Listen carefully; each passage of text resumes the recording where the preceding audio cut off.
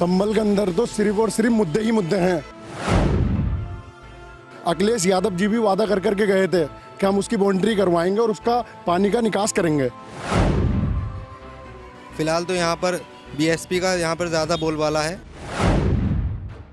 Sir यहाँ पर medical college होने चाहिए, अस्पताल होने चाहिए, बड़े यहाँ पर ऐसा कुछ भी नहीं है। 1 लाख तो मुलायम सिंह भी आज यहाँ पे आगे खड़े हो जाएंगे ना, अखिलेश यादव भी, वो भी नहीं ले पाएंगे 1 लाख वोट। ऑफिशियल वेबसाइट्स पे देखिए, अभी पहले से ज़्यादा रेप हो रहे हैं। ना तो एजुकेशन का पता है, ना हेल्थ का पता है। कोरोना में सबको पता है, लाशें दरिया में बही हैं भाई। और अब वो ये कह रहे हैं कि हम हिंदू राष्ट्र बनाना चाहते हैं। अरे राम राज्य बनाइए, हम खुद कह रहे हैं। नहीं, पब्लिक देख रही है, पब्लिक नवाब साहब की तरफ नहीं देख रही है, पब्लिक अखिलेश जी की तरफ देख रही है। आज हम मौजूद हैं पश्चिमी यूपी के संभल में। संभल वो सीट जो मुस्लिम बहुल्य इलाका है और यहाँ से 6 बार से विधायक नवाब इकबाल महमूद जो कि समाजवादी पार्टी के हैं, उनका कब्जा है। 14 फरवरी को दूसरे चरण का यहाँ मतदान होना है। चंद दिन ही दूसरे चरण के मतदान में बचे हैं। आज हम संभल के चौधरी सराय का इलाका है जो कि संभल का मेन मुख्य चौराहा है। यहाँ पर जो जनता है वो मौजूद है।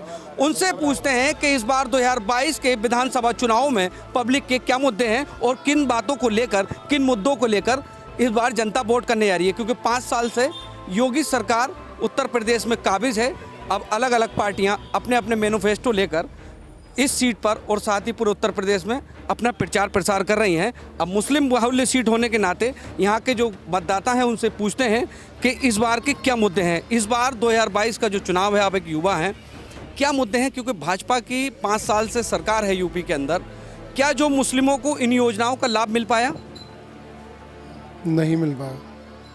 संभल के क्या मुद्दे हैं? संभल में पिछले 6 बार से यहाँ से नवाब साहब का कब्जा है और 7वीं बार उनको समाजवादी पार्टी ने यहाँ से उम्मीदवार बनाया। क्या सोचते हैं? संभल के अंदर तो सिर्फ और सिर्फ मुद्दे ही मुद्दे हैं। अगर आप उठा करके देखेंगे, जिस गली में जाएंगे, जहाँ भी जाएंगे, मुद्दों के अलावा कुछ नहीं मिलेगा। हाजी शकील साहब ने 4 साल के अंदर 2 साल उन्हें काम कर 2 साल का टाइम मिला। उन्होंने 2 साल में इतना काम किया कि विधायक साहब 30 साल के अंदर भी नहीं कर पाए।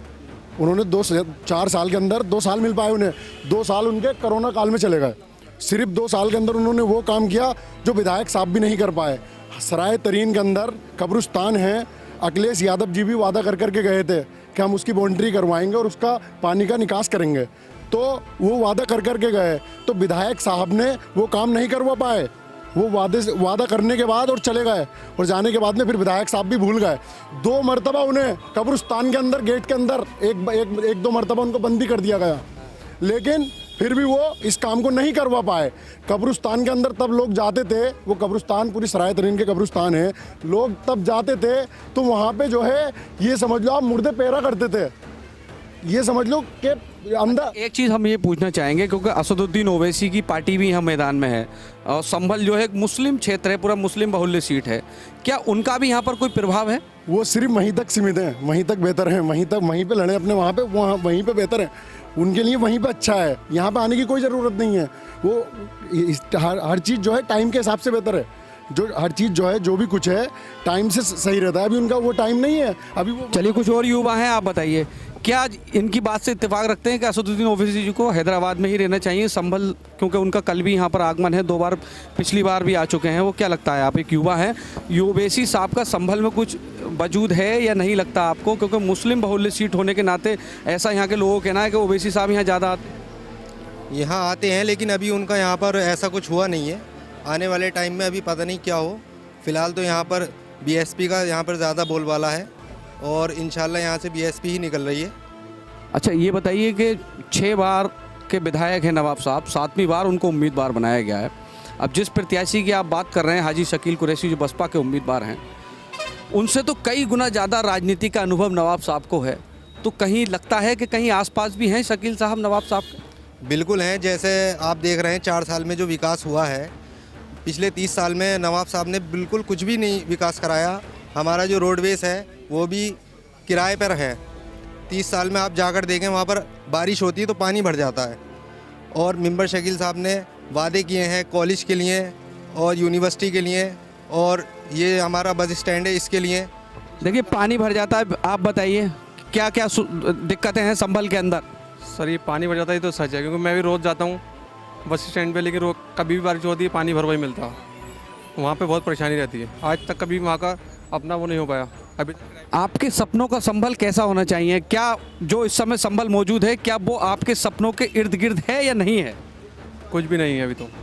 क्या क्या होना चाहिए यहाँ पर? क्या जो नया विधायक यहाँ बने, चाहे कोई भी बने XYZ, क्या आपकी जो आप उनसे मैसेज देना चाहें? सर यहाँ पर मेडिकल कॉलेज होने चाहिए, अस्पताल होने चाहिए, बड़े यहाँ पर ऐसा कुछ भी नहीं है अभी तक, कोई वो नहीं है। अब हमें ऐसा लीडर चाहते हैं जो यहाँ पर कुछ करे। आप कैसा लीडर चाहते हैं? संभल को कैसा नेता पसंद है और शीर्ष नेतृत्व कैसा होना चाहिए? क्योंकि भाजपा भी कह रही है हमने सभी धर्मों का, सभी वर्गों के लोगों का विकास किया है, किसी के साथ भेदभाव नहीं किया, सबको हमने आवाज़ दी है। साथ ही ओवैसी जी भी लगातार संभल आ रहे हैं। संभल जो कि मुस्लिम बहुल इलाका है, क्या यहाँ पर मुस्लिमों की तादाद ज़्यादा होने के नाते यहाँ पर लोगों की निगाह रहती है? बात वही साहब की ऐसी है कि हाँ मानता हूँ कि मुस्लिम बहुमूल्य सीट है हमारी ये। 2017 के इलेक्शन में था उनका पूरा, क्योंकि जो हमारे यहाँ के MP साहब हैं वो उनके सपोर्ट में थे, उनके पोते साहब खड़े हुए थे, तो उसके लिए उन्होंने 60,000 वोट लिए था। अभी उनकी कंडीशन इसलिए नहीं है कि वो 12,000 वोट ले लें। तो यहाँ के जो लोग हैं, मुसलमान लोग हैं, वो यही चाहेंगे कि इस संभल के अंदर विकास होए। जो हमारे मेन मुद्दे हैं रोडवेज में, तो अभी मालूम पड़ा, अभी हाई साइकिल साहब ने मुद्दा उठाया कि रोडवेज भी किराए पर है, ये तो मुझे मालूम ही नहीं थी।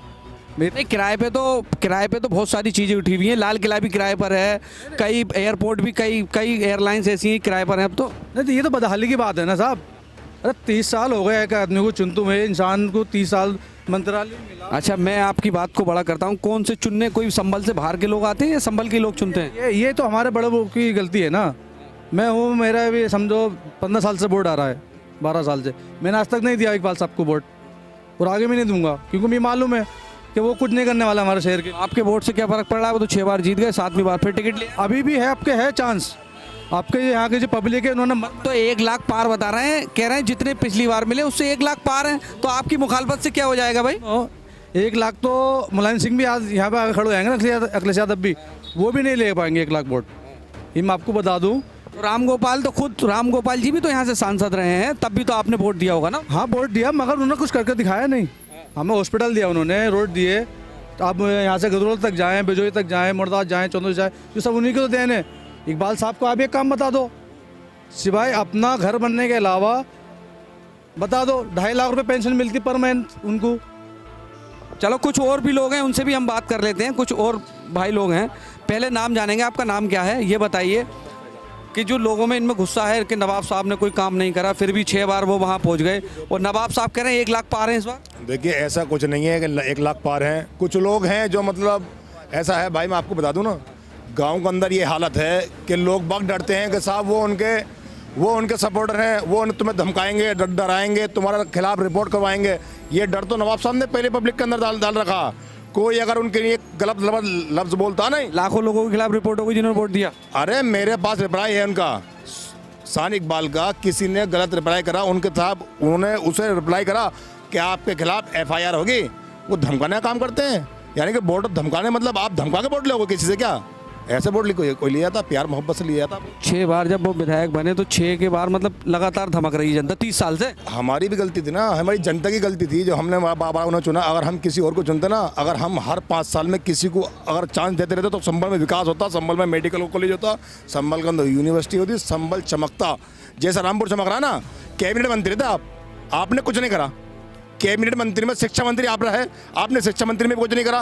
नहीं आप तो मतलब मैं आपको एक बात बता दूं, देखो गरीब जनता अगर जाती है ना किले के अंदर काम के लिए कि भाई हमारा काम है, हम नवाब साहब से काम अपना लेंगे, हमने विधायक चुना ना उन्हें, हमने क्या कहते हैं लखनऊ चले गए। एक कमरा है किले के अंदर, मैं आपको बता दूं उसका नाम है लखनऊ। अगर उस कमरे के अंदर एंट्री कर ली, कहाँ पर है नवाब साहब? क्या लखनऊ?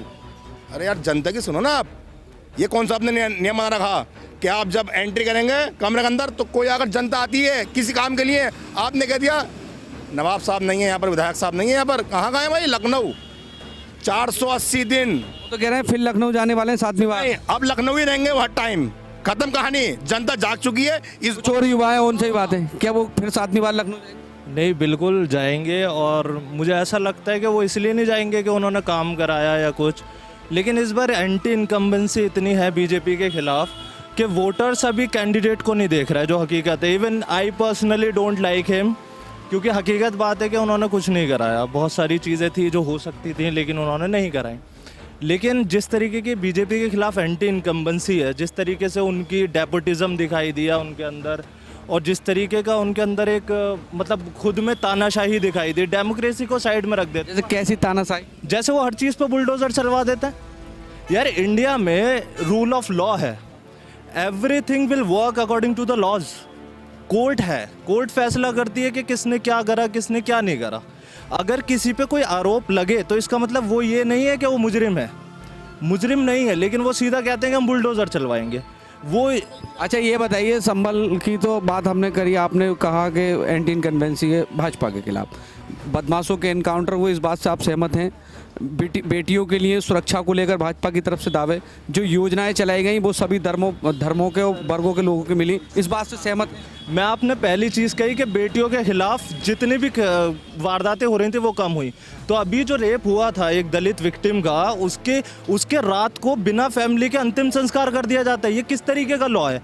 किस तरीके की वुमेन एम्पावरमेंट, वुमेन सेफ्टी की बात कर रहे हैं? वुमेन सेफ्टी का मतलब ये नहीं है कि 2-4 एनकाउंटर कर दिया या एंटी रोमियो स्क्वाड करके बहन भाइयों को ही उन पे उत्पीड़न कर दिया, इसे वुमेन एम्पावरमेंट या वुमेन सेफ्टी नहीं कहते हैं। वुमेन सेफ्टी का मतलब है कि रेप कितने कम हुए। अभी आप डाटा ऑफिशियल वेबसाइट्स पे देखिए, अभी पहले से ज़्यादा रेप हो रहे हैं। किस तरीके से इंडिपेंडेंस फ्रीडम नाम की कोई चीज़ नहीं है। हमें लगता ही नहीं कि we are living in a democratic country. और when we are living in a democratic country तो मेरा राइट है मैं किसके साथ घूमूं, मैं किसी लड़की के साथ घूमूं या लड़के के साथ घूमूं। वो कौन होते हैं कि इस चीज़ को करने के एंटी रेमियो स्क्वाड चला दी? सिर्फ कहने से या खोखले दावे करने से कुछ नहीं होता। अभी पिछले दिनों की वारदात है, 3-4 पुलिस वालों को सीधा मर्डर मारा गया, बाद में चाहे इनकाउंटर करा गया या कुछ भी करा गया। अगर कानून व्यवस्था का इतना ही डर था, बीजेपी इतनी ही अच्छी तरीके से कानून व्यवस्था पे काम कर रही है, तो मुझे ये बताइए कि वो किस तरीके से उसकी हिम्मत हो गई एक बदमाश की कि जो दुबे साहब थे कि उन्होंने सीधा पुलिस पर हमला करा। और ये कोई एक वारदात नहीं है, वारदातें रोज़ हो रही हैं। स्नैचिंग से लेके रेप्स, मर्डर, सब चीज़ें बढ़ती जा रही हैं। We are living in a democratic country, तो हमें डेमोक्रेसी में इन चीज़ों का भी ख्याल रखना है। हमें डेमोक्रेसी में ये नहीं राशन बांट दिया आपने डेमोक्रेसी हो गई। डेमोक्रेसी का मतलब है कि कितना आप फ्रीडम आपको मिल रही है, कितना आपका लिविंग स्टैंडर्ड बढ़ रहा है, कितना एजुकेशंस में बढ़ रहे हैं। ना तो एजुकेशन का पता है, ना हेल्थ का पता है। कोरोना में सबको पता है, लाशें दरिया में बही हैं भाई। और अब वो ये कह रहे हैं कि हम हिंदू राष्ट्र बनाना चाहते हैं। अरे राम राज्य बनाइए, हम खुद कह रहे हैं राम राज्य बनाइए, लेकिन राम राज्य वो राज्य है जहाँ पे हर किसी को समान अधिकार मिले, जहाँ पे हिंदू और मुसलमान का भेदभाव ना हो, जहाँ पे इंसानियत पहले देखी जाए। राम राज्य वो है कि जहाँ पे एकता की बात हो, जहाँ एजुकेशन की बात हो, वो राम राज्य है। ये राम राज्य नहीं है कि किसी मुसलमानों को हाशिए पे डालकर आप अपने राम राज्य की बात कर रहे हैं। और अच्छा आपका नाम जाने? मेरा नाम मोहम्मद हारून खान। हारून जी ने अपनी बात रखी, कुछ और युवा हैं उनसे भी बात कर लेते हैं। अच्छा आप बताइए, 7वीं बार नवाब साहब ने दावा करा है लखनऊ जाने का विधानसभा। पिछली बार 6 बार के लगातार विधायक हैं, सहमत हैं उनके कार्य से यह है कि संभल की तरक्की के लिए अभी तक उन्होंने ऐसा कोई काम नहीं किया। जो संभल में रेलवे की ज़रूरत है आज तक नहीं आया, संभल में यूनिवर्सिटी की ज़रूरत है आज तक नहीं आया। आज अब जो है ना पब्लिक जाग चुकी है, पब्लिक जो है ना विकास चाहती है। मेरा मुद्दा ये नहीं है कि नवाब साहब या कोई उनके अलावा अदर, लेकिन संभल को विकास चाहिए। अच्छा इसके जिम्मेदार आप नवाब साहब को मानते हैं? ये 5 बार समाजवादी पार्टी ने इनको टिकट दिया, क्योंकि जिम्मेदारी उस दल की भी है जो अपना कैंडिडेट वहाँ उतार रहा है, उस शासन में बैठे हुए उन नेताओं की भी है कि संभल का विकास क्यों नहीं हो पा रहा है। इस बार आरएलडी भी समाजवादी के साथ है, कई पार्टियों का अपना गठबंधन है, तो इस बार फिर संभल की जनता उनकी तरफ देख रही है नवाब साहब की, इस बार कुछ और नहीं, पब्लिक देख रही है। पब्लिक नवाब साहब की तरफ नहीं देख रही है, पब्लिक अखिलेश जी की तरफ देख रही है। मेन मुद्दा अखिलेश साइकिल का जो उनका चिन्ह है उसको देख रही है। लेकिन पब्लिक में एक्चुअल जो बात है, पब्लिक विकास चाहती है। इस बार ही विकास होना चाहिए, चाहे वो किसी के हाथों होना चाहिए। चलो कुछ और लोग हैं उनसे ही पूछ लेते हैं, क्या संभल के काम, जो संभल में जिस तरह से 6 बार विधायक रहे हैं, 7वीं बार उनको उम्मीदवार बना, अब उम्मीद है क्या बदलाव? साहब जैसे भाई साहब ने कहा, मैं तो इनकी बात से सहमत हूँ। विकास होना चाहिए, पार्टी सरकार किसी की बने, विकास पब्लिक विकास चाहती है, विकास से सब कुछ होगा। राशन बांटने से या किसी चीज़ से कुछ नहीं होगा। देखिए ये थी इनकी राय। बात करें अगर संभल की, तो संभल में जो रोडवेज है वो भी किराए पर है, ना ही मेडिकल कॉलेज ना ही डिग्री कॉलेज, और संभल का जिला अस्पताल है उसमें भी बदहाली की तस्वीरें लगातार सामने आती रही हैं। तो संभल की जनता ऐसे ही नेता को चुनना चाहती है जो संभल जो कि इतना पीछे जा चुका है, वो संभल कहीं ना कहीं विकास के रथ पर एक बार फिर से सवार हो।